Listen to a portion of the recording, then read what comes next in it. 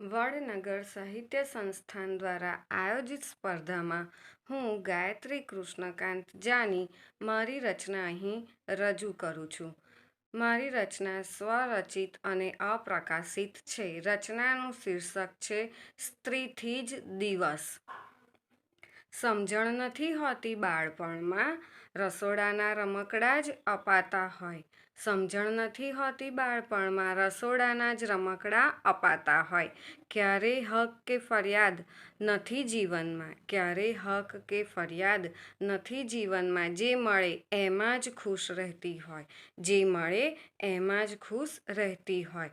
પોતે બીમાર હોય છતાં ચિંતા એ પરિવારની કરતી હોય, છતાં ચિંતા એ પરિવારની કરતી હોય. નોકરી ઘર બધું જ સરસ નિભાવવામાં, નોકરી ઘર બધું જ સરસ નિભાવવામાં પોતાની જાતને ભૂલી જતી હોય, પોતાની જાતને ભૂલી જતી હોય.